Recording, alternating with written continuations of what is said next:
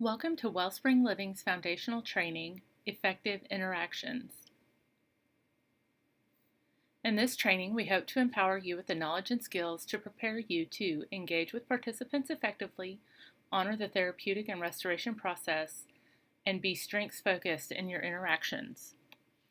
To better understand our strengths-based approach to working with those in our care, it's important to have a basic understanding of trauma, how it affects the brain and behavior, and then what it means to be strength-based in your interactions with the participants.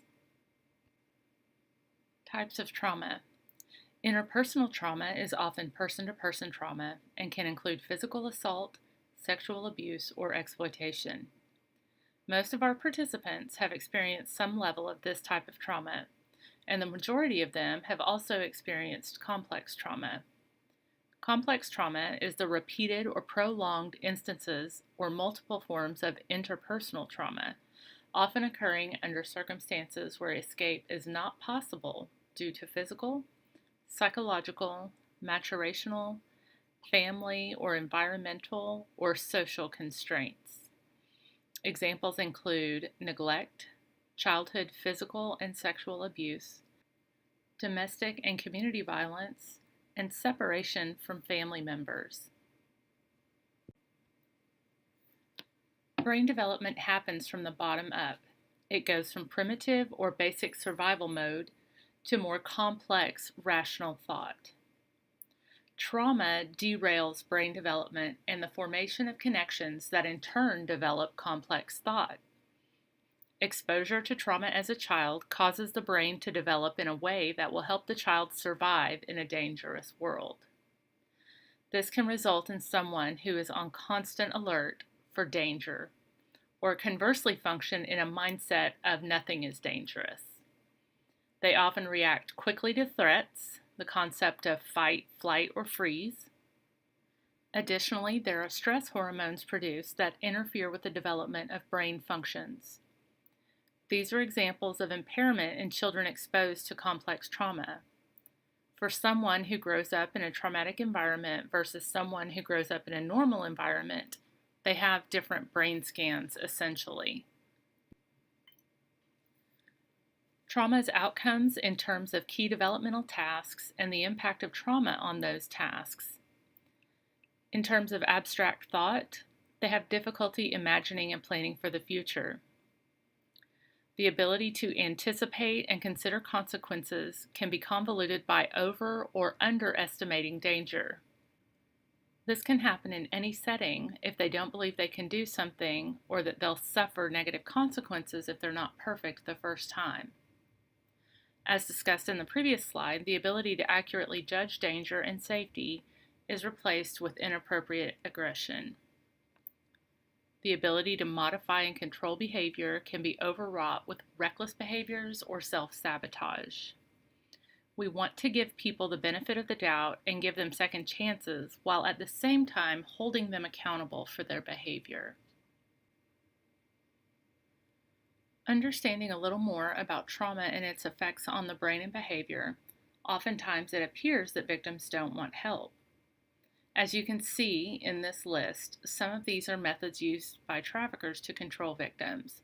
While some are physical in nature, there is a crossover demonstrated in the mindset of victims that prevent them from accepting or seeking out help.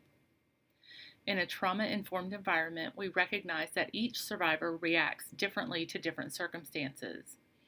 And in recovery, we implement the stages of change model as a core element of our therapeutic and restorative care. The stages of change helps us understand why participants respond and interact the way they do, and what our response should be. It is critical at this point that we manage our expectations when serving survivors. The importance of meeting their needs over meeting our expectations cannot be stated enough. It's important to remember the cyclical nature of stages when you interact with the participants who will all be at different places in their stages of change. The stages of change are as follows. Pre-contemplation. At this stage, survivors do not acknowledge the problem, and they often deny being sexually exploited.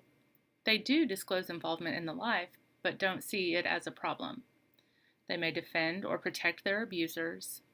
and they don't want your help and want you to stay out of their business. The next stage is contemplation. They acknowledge the problem, but are not ready to make a change. They acknowledge that being in the life was painful and probably not what they want for themselves. Not yet ready to commit to staying out of the life, though. They are processing the abuse and the effects of the abuse. Preparation. The individual is getting ready to make a life change. She's made a commitment to leave and not return to the life, is invested in counseling groups and researches resources available to her. She exhibits signs of independence by taking steps to leave and not return to the life. The action stage. She's starting to show changing behavior. She may be leaving and not going back to the life, staying with relatives, starting a part-time job, cutting off contact with the negative influencers in her life, and moving from the area of exploitation. In the maintenance stage, she begins maintaining the behavior of change. She remains out of the life, develops new skills for a new life, develops a network of support, and successfully avoids temptations and successfully responds to triggers. In the relapse stage, she returns to old behaviors and abandons her new changes. She may run away from the program or home. She returns to the life and reestablishes contact with her exploiter. Regardless of where someone is in the stages of change, as an organization, we practice strengths-based interaction with our participants. Being a strengths-based organization means that we identify, value, and support the participants' strengths and skills. We recognize and encourage the participants' strengths and resources and see them as the expert of their own treatment. This can also mean finding the hidden positives when disruptive or harmful behavior is present. Working with girls and women in a strength-based way involves being mindful of the words we choose. For example, instead of praising girls for a great outfit or getting good grades, we might say, "I notice you put a lot of thought into your outfit," or "You studied really hard for that test." We do this because it takes notice of their effort, not the outcome. This concludes the overview of effective interactions. Thank you for your participation and for choosing to serve with Wellspring Living.